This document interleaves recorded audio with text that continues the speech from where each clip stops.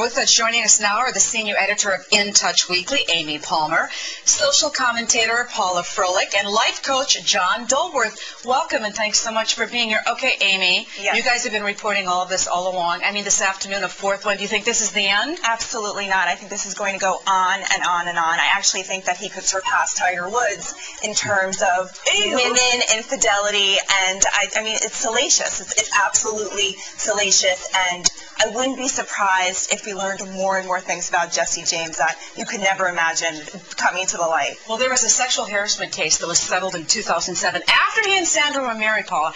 And I guess what I'm wondering is, wouldn't that give you some clues that there was something else going on? You know, who's to say she knew? She doesn't go into West Coast Choppers every day and be like, hey, what's up? What lawsuit's filed today? Yeah, but don't you as a spouse have to know that something is in? You know what? Here's the deal. Let's not blame Sandra. Let's blame Jesse.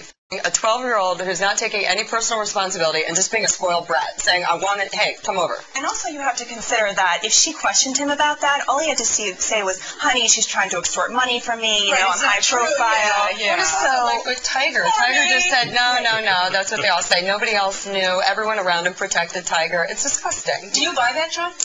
I think for Sandra, I mean, you do have blinders on. There are signs all the time. And what are you looking for? So I feel like Sandra married a bad boy. Right. Right? So she married a bad boy, but then she hopes that he's going to turn good. She married a bad boy. She married a manly man who's hot. I'm telling you, bad boy. But he is a bad boy. I mean, like, you have to look at who and that he's comes involved with behavior. with. He, you know, his ex-wife, Linda Mulder, So who he he married interviewed. a porn star. I know. But what are you saying, Paula, that she should have had her blinders off? No, what I'm saying is she married a guy that a lot of women in America think is pretty hot because he's masculine. He's not that metrosexual bull that everyone says is hot. It's not.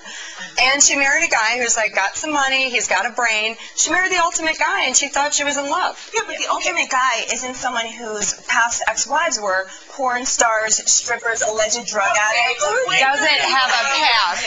Doesn't have a past. Oh, you guys, you can honestly be very blind to what's going on. And there's a difference between telling lies in an affair and living in a completely different, living a lie. Yeah. That's totally different, having a separate life, separate from Sandra. I mean, look at Sandra. She's got her own personal life that's really busy. He has his.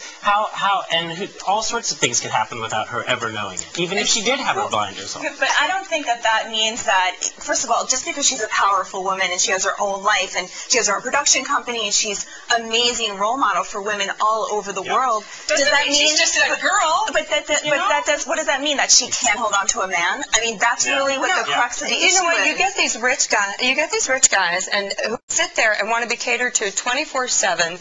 The woman goes out of town to work, and what do? They're like, next you, I think you're hot, let's go, hop on. And that's, I think, the message of the story, and that's why it's touching so many people, because it's saying, can women really have it all? And that's what it is. What's also annoying is the question. Absolutely. Women Okay, can so have it all. tell us then, in a situation, how do you know what the warning signs are? What are you looking for to be sure that the guy that you're marrying is really the guy you're getting? Well, first of all, I think the thing to do is to have the conversation up front.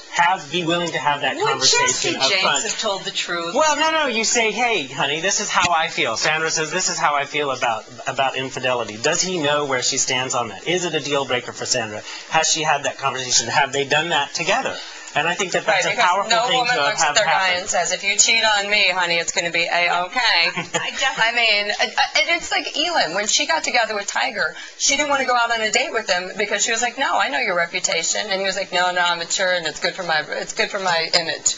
Yeah, well, that's the thing. You definitely know what you're getting when you get involved with Jesse James or Tiger Woods. You just do. So it should all be there. I mean, you should be smart enough to figure that out. I don't know. I think it's really hard. I don't think you know. I know plenty of people who literally have changed their ways, but unfortunately you don't change your ways without a little bit of therapy and a little bit of what's going on here, let me figure it out, and ooh, my family broke up when I was little, and how does that affect me? No, and I agree with you. I think you have to do a lot of massive internal work, and I think that's what we were talking about in the green room. It's sort of like a spiritual awakening, and that's how you have to have that relationship, that one-on-one, because without that spirituality or knowing yourself, you can't come together and have a positive relationship. And how about a commitment to, yes, okay, I've done wrong in the past. I don't want you to judge me by that. I'm about to change. Right. And by the way, you'll never have to go for STD tests every 6 months for the rest of your life. True. I mean, it's disgusting. And it goes with the world of celebrities. They're completely used to getting everything they want. So you're dealing with ego, you're dealing with fame. And that adds a whole bunch of different issues to it. It sure does.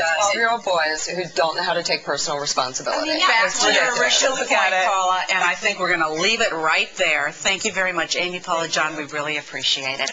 Kimora Lee Simmons is coming up in just a